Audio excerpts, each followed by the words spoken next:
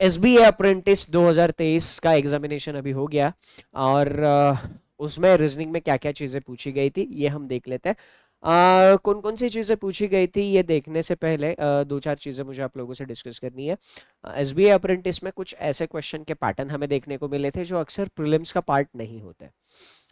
जैसे कि यहाँ पर एक कोडेड ब्लड रिलेशन आपको दिख रहा होगा, ये अक्सर प्रीलिम्स में पूछा नहीं जाता बट फिर भी हमें देखने को मिला। बट वो देखने को मिला बट उसका लेवल इतना मुश्किल नहीं था। ओवरऑल थोड़ा सा अगर मैं इसके आने की वजह से कहूँ तो थोड़ा सा टाइम टेकिंग बन गया था पेपर। जो नॉर्मली SBA अप्रेंटिस का अभी तक हम लोगों ने पेपर देखा था जो बहुत इजी लेवल का आता है, तो उससे थोड़े से अच्छे लेवल के क्वेश्चंस और थोड़े से टाइम टेकिंग क्वेश्चंस हमें देखने को मिले। ठीक है।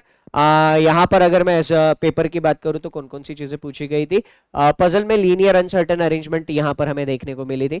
उसके बाद कंपैरिजन बेस्ड एक पजल पर क्वेश्चंस हमें देखने को मिला था। यहाँ पर तो ये जो अरेंजमेंट थी इनको कंप्लीट करने में अगर आपने प्रैक्टिस अच्छे से करी होगी तो ज्यादा टाइम नहीं लग रहा था। ठीक है।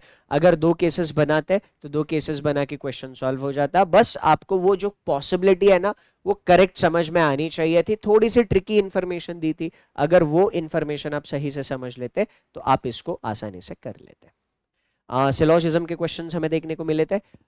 सिलोजिज्म के बाद इनइक्वालिटी के क्वेश्चंस हमें देखने को मिले थे। दोनों भी क्वेश्चंस ज़्यादा टफ नहीं थे, जो नॉर्मल लेवल के आप लोगों ने प्रैक्टिस करी होगी। आप किसी भी बैंकिंग एग्जामिनेशन के लिए प्रिपेयर कर रहे हो या फिर SBA अप्रेंटिस ही पहली एग्जामिनेशन थी आपकी, तो अगर आपने सही तरीके से तैयारी करी थी तो सिलोजिज्म और इनइक्वालिटी के क्वेश्चन सॉल्व करना ज़्यादा मुश्किल नहीं था।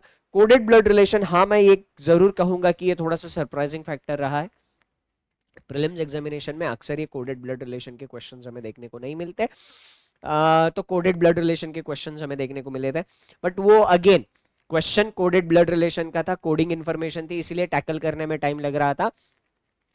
अदरवाइज ये क्वेश्चन सॉल्व करना मुश्किल नहीं था, थोड़ा सा टाइम टेकिंग जरूर था बट ऐसा नहीं था कि सॉल्व कर ही नहीं सकते।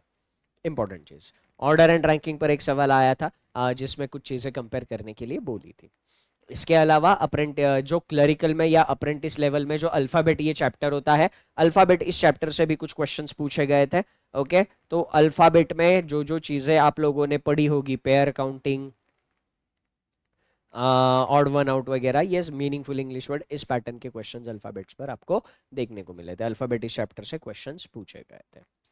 तो ओवरऑल SBI अप्रेंटिस का जो एग्जामिनेशन था उस एग्जामिनेशन में अभी तक तो चीजें एक मैं रीजनिंग की बात करूं तो थोड़े से मॉडरेट को टच करती हुई हमें दिखी है। आगे जिनका एग्जामिनेशन है, ऑल द बेस्ट आपके एग्जामिनेशन के लिए। Thank you.